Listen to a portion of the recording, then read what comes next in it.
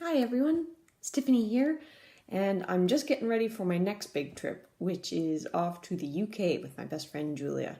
So as I was cleaning up the iPad to make room for all the new pictures that I'm going to be taking, I realized I never showed you guys the last 5 days of the New Zealand trip, so I'm remedying that now. Now, leaving Christchurch was supposed to be a nice windy road that takes us back to Picton and then the ferry back over to Wellington, but because of the earthquake, all of this route, number one, was totally cut off. So we had to take this really windy route that took us all through the middle of friggin' nowhere. The weather was awful, it was pouring rain, it was a bit of a, white knuckler the whole time. But we made it, eventually. Yay! Very long travel day. So crashed that night in Wellington at like 10 p.m. by the time we hit the sack, and then we head out the next morning. We got into this really cool park on our way, heading north, and this is where the Lord of the Rings crew shot the Rivendell scenes. So it was pretty neat. It was just a beautiful place, especially after being in a big city like Wellington. Then we got back in the car and headed north up to Napier. Of course, if you're going to go to Napier, gotta do some wine tours. So we stopped at some of the famous ones, Church Road, Mission. It was pretty nice. Even though the weather wasn't super sunny, it was warm. It was like over 20 degrees, and so that was a welcome relief. We stayed in this beautiful little harbor place. Our Airbnb host shared with us their beautiful home and their amazing view and their great wine. We really wish we had had more time there. Then, next day, back in the car, heading more north again, this time to Tauranga, and we got to drive through a lot of national parks and stuff. It was really beautiful. Tauranga is this great little beach port town. It's got like a cruise ship terminal and stuff like that, but we just stayed on the beach and then went and climbed up Mount Manganui and just explored the beach for the day. Again, it was sunny and warm, and God, that was so nice just to be warm again. So north again, and yeah, I know we had a lot of one-night stops, but this was our final one. We wanted to end our trip somewhere warm and gorgeous, and so we stayed in Cook's Beach.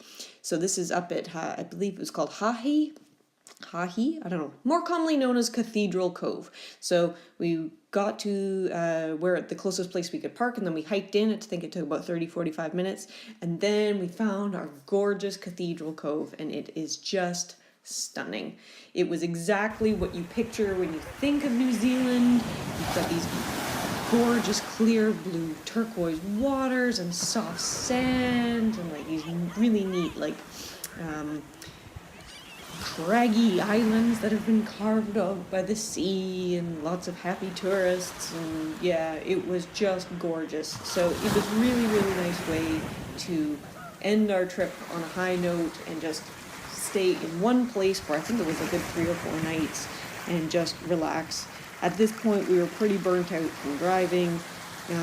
If I'm to do another road trip type big trip like this again, definitely try and narrow down the scope a bit and then try and give ourselves maybe like 3 to 5 days per place as opposed to 1 or 2 nights per place. You never really get a chance to unwind and relax, but our last stay in Cook's Beach, again, another great little Airbnb, was wonderful, and we were so grateful to the universe to have beautiful, hot, sunny, clear weather for our final days. So we actually did get a bit of the famous New Zealand sun, especially when you're in the Coromandel Peninsula, right?